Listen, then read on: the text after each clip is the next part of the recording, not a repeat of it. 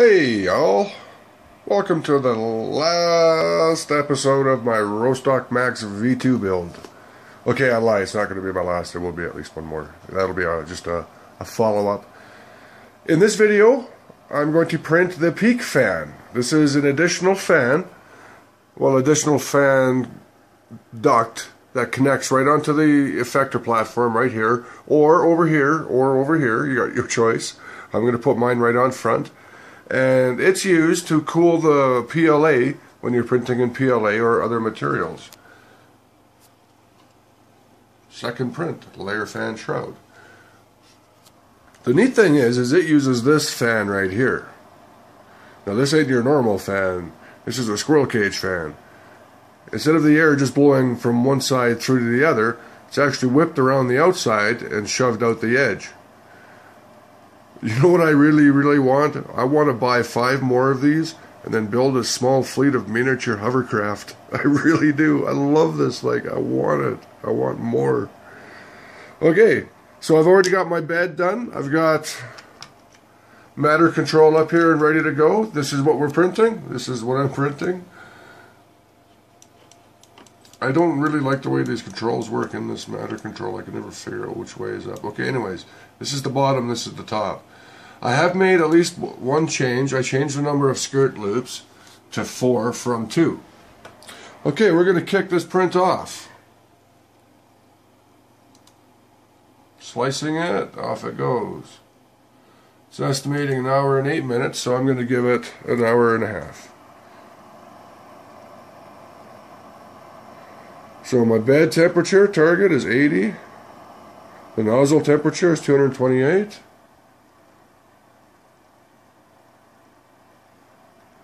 I don't hear the fan kicking in.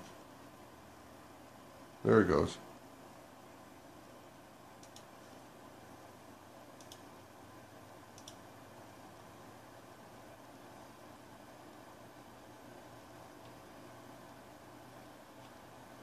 So I'm just looking at the settings here.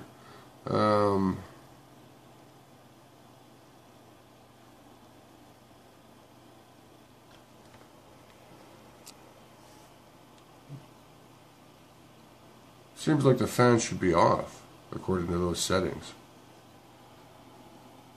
It says minimum fan speed is 0, maximum fan speed is 0, which means off. Bridging fan speed, though, should be 100%. And disable fan for the first 0 layers.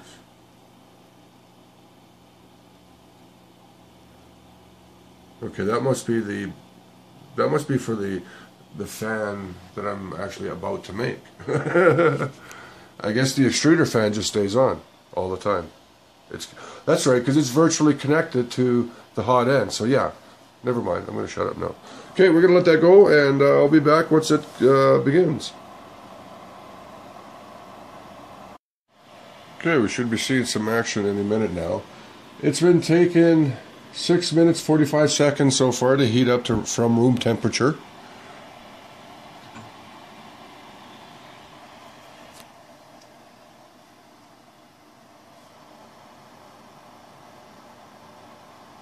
Matter control doesn't make it beep though. It just makes me sad. It should beep.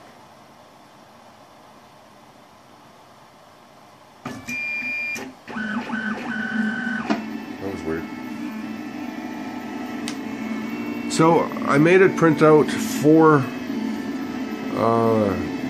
outside skirts to make sure that I get a proper amount of filament feeding. There it goes. See, now it's starting to come out. Yeah, I think it was probably a good idea. At least I feel better about 4 loops anyways. That's really all that counts, right? That way I get a nice good flow of filament coming out as far as I'm concerned.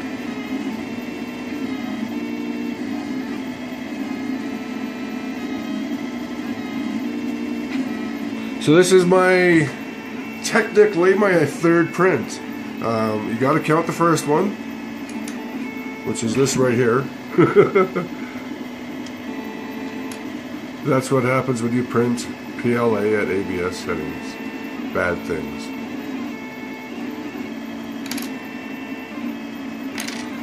Okay, so this predicts 1 hour and 8 minutes. I'll give it, an hour and 25 minutes, up to an hour and 30.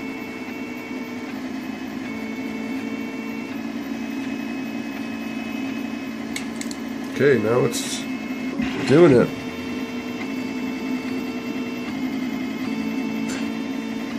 So far, I really, I like this glue. It worked very well on my first print, but I noticed something. It's called Elmer's Early Learning. Early Learners. Whatever. It works. Excuse me. Okay, we're going to let that go, and I'll just check in later once we see some interesting bits show up. Rostock Max V2 in action. I may as well just back up and get a good view. See there, we've got the fan from my very first successful print. It's kicking away. Love it.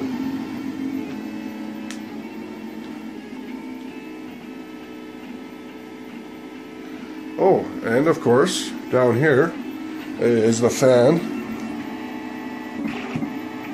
And the connector I'm hooking onto this side of it, which is the female connector. Some pins, and there's my Jaws of Doom.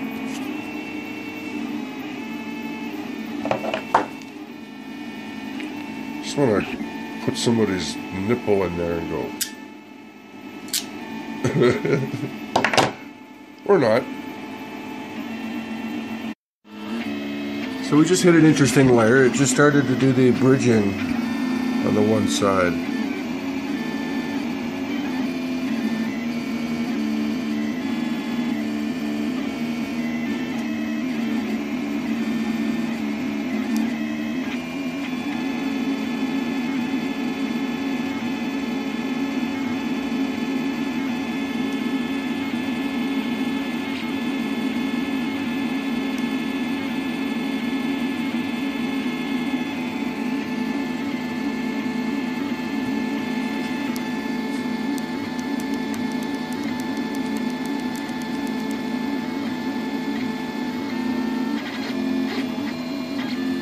Not entirely pretty, is it? It's supposed to look like that?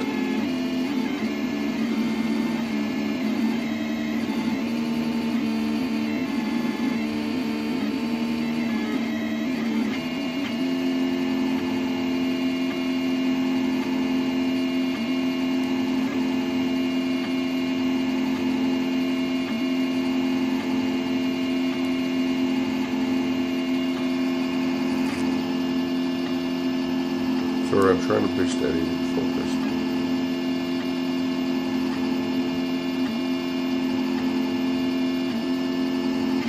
Well, that's a really good layer. What the hell just happened there?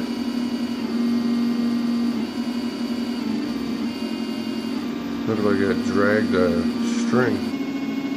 Okay, come on, you can focus again.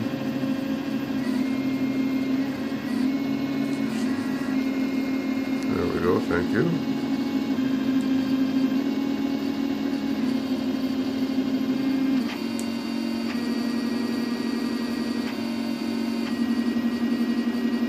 Oh no, maybe what?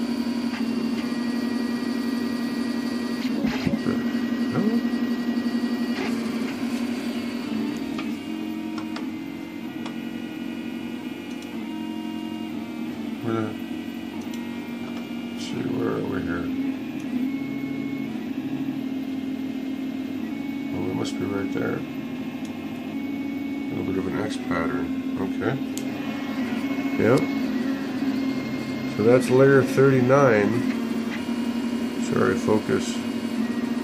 Now it's laying another layer on top. Layer 40.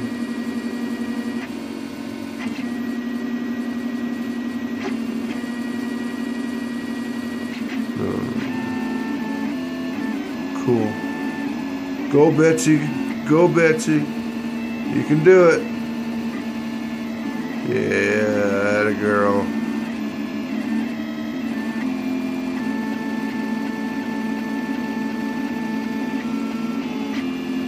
That's cool. I mean, wow. 3D printing, man. Objects appear out of thin freaking air.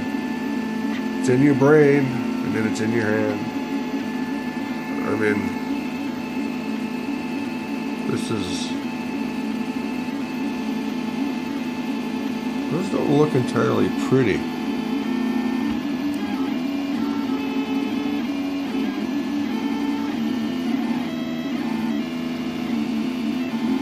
Are they not supposed to look pretty? Focus.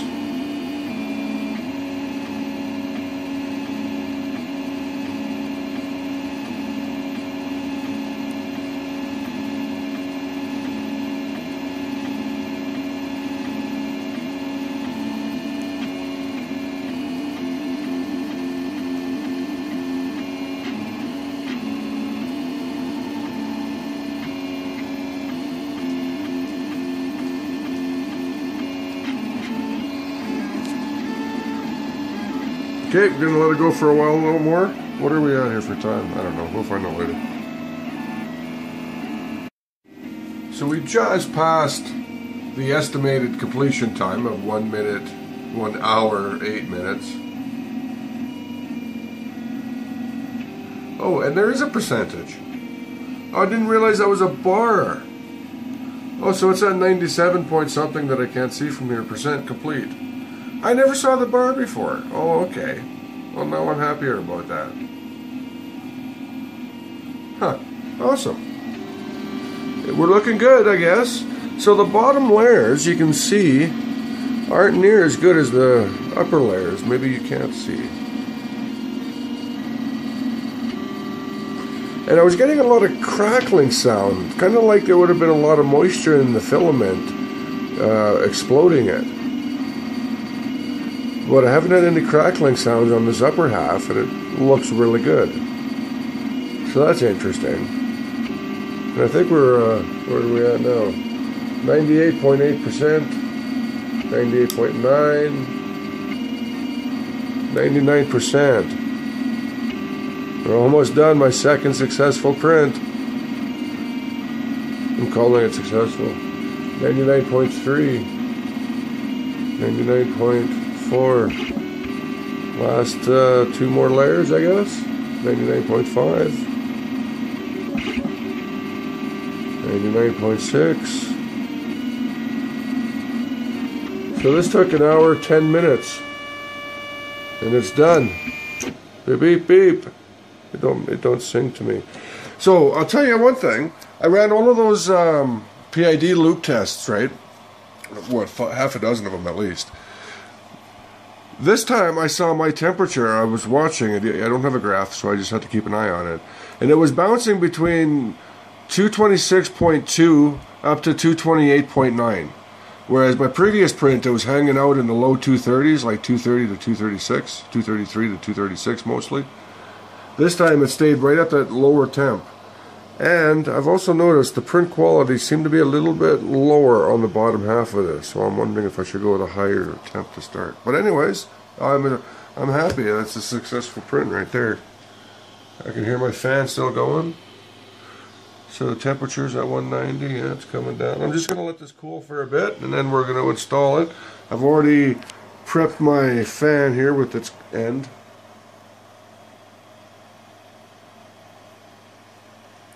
Probably too much of a lead though, but whatever. So I'm going to let that cool for a bit, and then I'll use my officially sanctioned CNC spatula to pry it off. Just going to let that drop for a while and, you know, solidify it, cool, stabilize, whatever.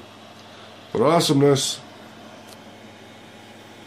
Oh, and one of these right here is the proper screw to use to seat it. I'm not entirely sure which one it actually is.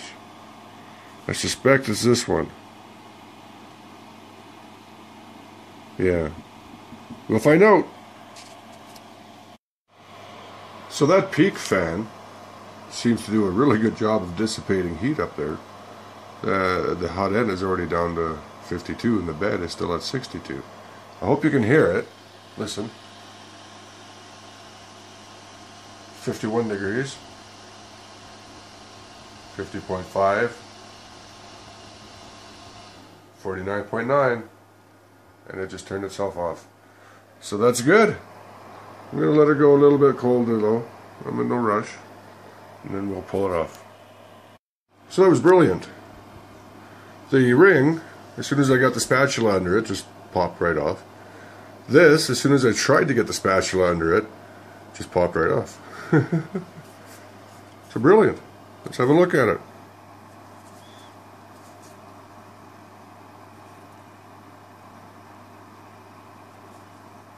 Yeah.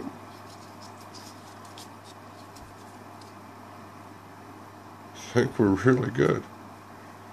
I really do.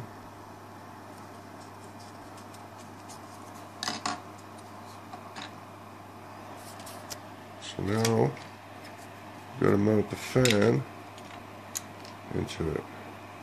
So what I'm going to do is I'm actually going to just do some sanding, run a file across it, just to remove any remaining burrs. See, that didn't actually come out, that layer down there, eh?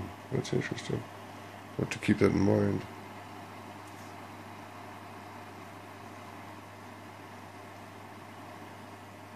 Focus.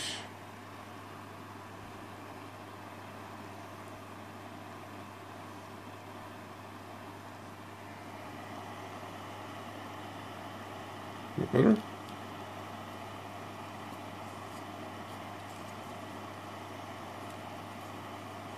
Okay, be back in a moment. Well, just like everything else on this kit so far, this went together smoothly and perfectly. I just dragged a file around the inside of there a little bit to knock off any bits that might have been hanging out. And then the fan just nicely fit in there, nice and snug, not tight or anything. I started the screw. So all that's left is popping up here. I gotta put the end connector onto the wires, put a couple bits of tape on there, give it a test, and then we'll see what's up. Be right back. One layer fan installed. I haven't taped anything yet because I gotta do the final test to make sure it turns on.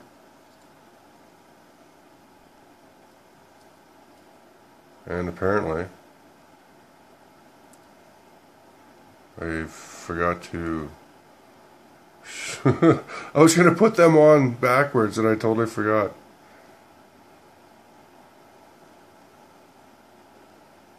Oh well.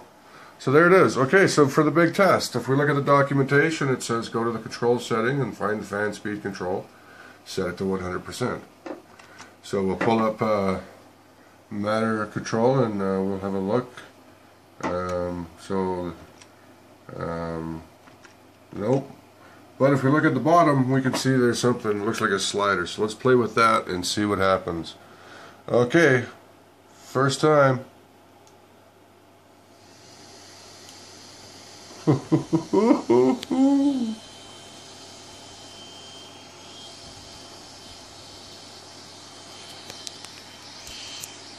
Sorry. Oh yeah, she's a sucking. She's a blowing. Oh wow, I can feel all the way out to there. Out to there. Okay, so that's up there. Alright, just give me one more second and I'm going to tape everything up. Be right back. Alright, I've gone ahead and taped up the wires. They were a little bit long, so I just put a loop in it, which is fine. I did a quick little test. We'll go for the X tower.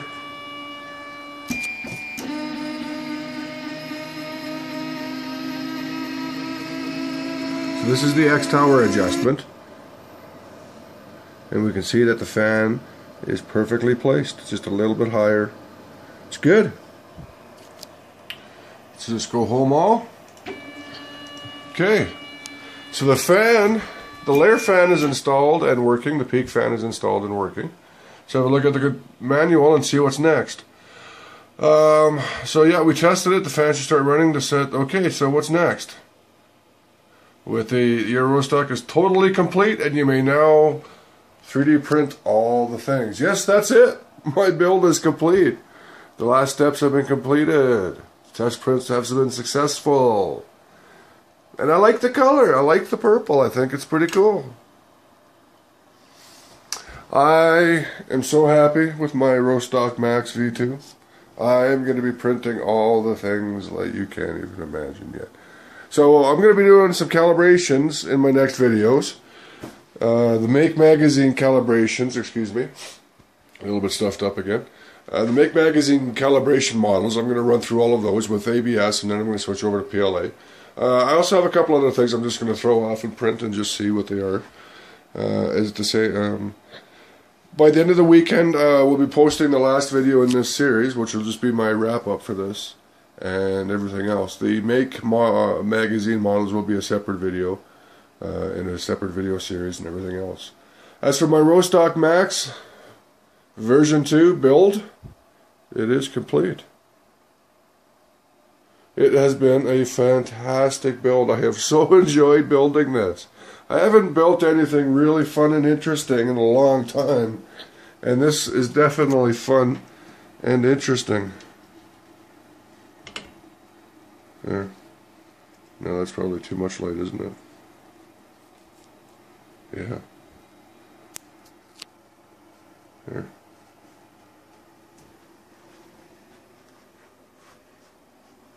Hang on, sorry. Sorry. I'm just going to adjust my light here. Do that with it.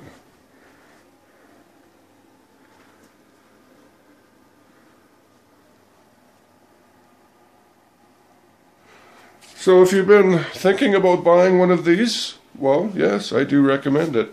I have my 0.35mm nozzle up there, which I'm probably going to switch to in not too long. Like I said, I was a little surprised by how rigid these are. But then again, that might be normal for 3D printing. I've only got experience with our MakerBot at work, which doesn't work very well, it seems. So I'm done. I'm wrapping it up. So check back on my channel over the next few days, and you'll see some of the things I'm making, and you'll also see the Make Magazine model calibration models videos. Excuse me. So I'm going to wrap it up with my See Me CNC. Oh, actually, I'm sorry. There is one more thing I wanted to do. Yes. Let's have a look at what's left over in the boxes.